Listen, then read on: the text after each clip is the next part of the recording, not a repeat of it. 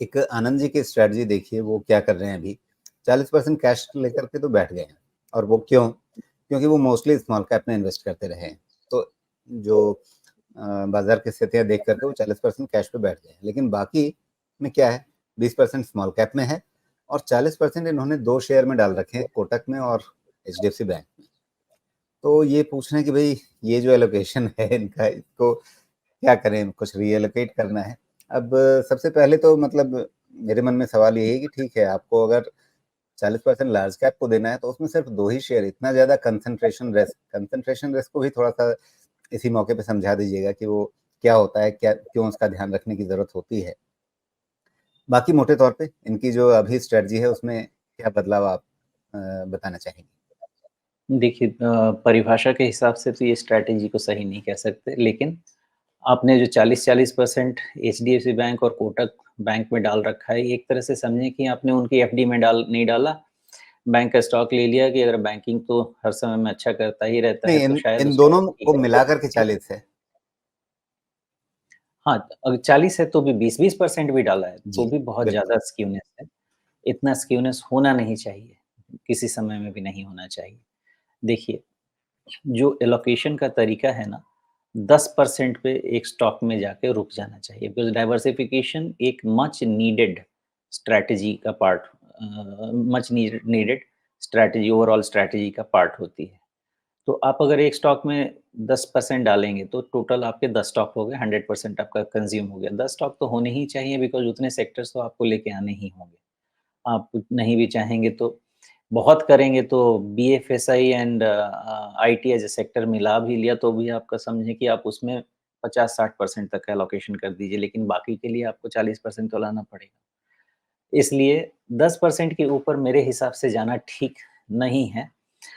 मैं जैसे करता हूँ एलोकेशन में नॉर्मली शुरुआत में एलोकेशन 5% पे कैप कर देता हूँ। इनफैक्ट अगर वो लार्ज कैप रहे तो भी 5% पे कैप कर देता हूँ।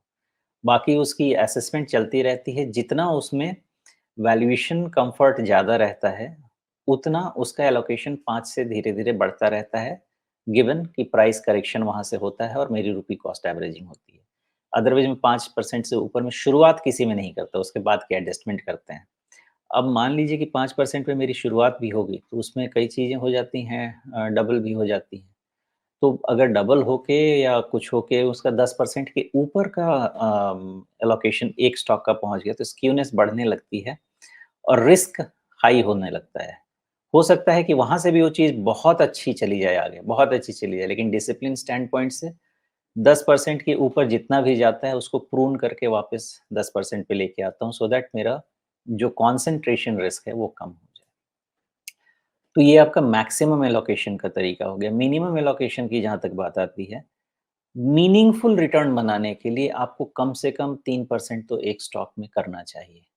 नहीं तो फिर क्या है कि एक अनपढ़ के जैसा मैं क्या करूँगा, उठा के सारे स्टॉक में आधा-आधा परसेंट डाल के रख दूँगा कि कोई तो चल ही जाएगा। तो वो तो चांस वाली बात है, वो इन्वेस्टमेंट का तरीका नहीं है। मिनिमम एलोकेशन 3% का होना चाहिए, उससे कम नहीं होना चाहिए मीनिंगफुल रिटर्न के लिए। तो 5 और 3% के हिसाब से शुरुआत होती है, ये मेरी अपनी स्ट्रैटेजी है और 3% वाले को मैं 5% तक लेके जाता हूँ और 5 वाला 10 भी जा सकता है डिपेंडिंग कितना उसका सेफ्टी नेट बनता है, कितना उसका फ्यूचर अच्छा दिखता है, सेक्टर पोज़ीशनिंग कैसी है, सबसे पहले सेक्टर पोज़ीशनिंग देखनी होती है। उस हिसाब से एलोकेशन होती है और इसीलिए इसीलिए मैं कहता हूँ कि मेरे एलोकेशन में 18 टू 33 स्टॉक्स तक पहुँच जाते हैं। मतलब अगर मैंने सारे 3% वाले रखे, तो 33 मल्टीप्लाइड बाय 3 क्लोज़ टू 99 तो हो गया और अगर मैंने सारे 5% वाले रखे, उसमें 1 आध 2 परसेंटेज पॉइंट का डेविएशन रहा, तो 18 और मल्टीप्लाई कीजिए 5 से, तो 90% के ऊपर पहुँच गया। तो इसी मेथड से मैं अपनी एलोकेशन करता हूँ, जिसमें थोड़ी de-risking होती है।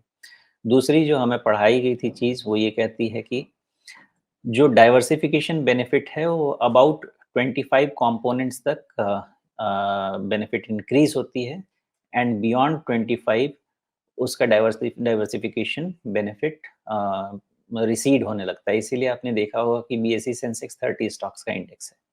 निफ्टी भी जो मेजर इंडेक्स है वो 50 के ऊपर नहीं जाता है, अदरवाइज़ डाइवर्सिफ़िकेशन बेनिफिट आपको बहुत ज़्यादा नहीं मिलता है। ये बात है कि आपको और सारे सेक्टर्स को भी एक्कोमोडेट करना है, इसलिए आपके नंबर ऑफ स्टॉक्स 50 तक भी पहुँच सकते हैं। लेकिन डाइवर्सिफ़िकेशन के लिए 25 के आसपास का नंबर सही माना गया है। तो आपका जो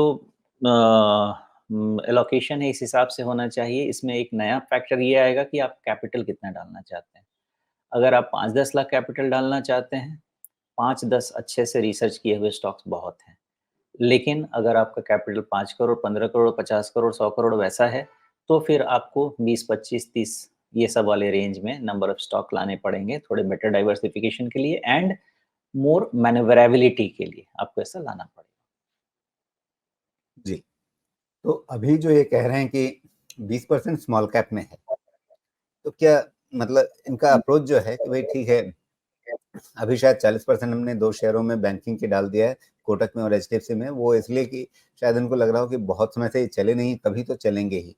तो रखे के बैठे रहेंगे, तो बाकी प्राइवेट बैंक्स के कंपैरिजन में इनका रिटर्न तुलनात्मक रूप से ज़्यादा रहेगा, शायद ये इनके मन में होगा। और दूसरे ये स्मॉल कैप पे ही फोकस करके रहते हैं, इसलिए कैश 40% भले रख लिया, लेकिन बाकी 20% सिर्फ स्मॉल कैप में है। तो स्मॉल कैप पे इतना फोकस करना, क्या कहेंगे इस पे? 20% जो अभी के हिसाब से प्रोपोर्शन है स्मॉल कैप का ना ओवरऑल 100% का, वो टोटल अभी स्मॉल और मिड कैप टोटल मिला के होना चाहिए, अगर आप इन जनरल बात करेंगे तो। लेकिन अब जैसे हमारा बॉटम अप अप्रोच होता है, सेक्टर आइडेंटिफाई तो करते हैं, लेकिन फिर भी हम स्टॉक पिकर्स हैं।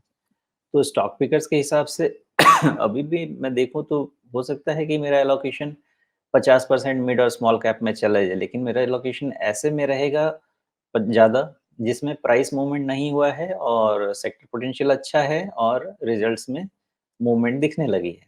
तो वो इंडिविजुअल डिसीजन भी होता है, लेकिन अगर उसको जेनेरिक बनाना है एक फॉर्मूले के हिसाब से तो आज के तारीख में आपका 80% 70% लार्ज कैप होना ही चाहिए, 20-30% मिड और स्मॉल कैप सब मिला के होना चाहिए। सेंसिटिविटी इतनी ज़्यादा है। इनके पोर्टफोलियो में जो कोटक बैंक और एचडीएफसी बैंक है, भले ही ये रिटर्न को बहुत बढ़ावा नहीं दे, लेकिन ऐसे सिनेरियो में ये पोर्टफोलियो को स्टेबिलिटी ज़रूर प्रोवाइड कर सकते हैं।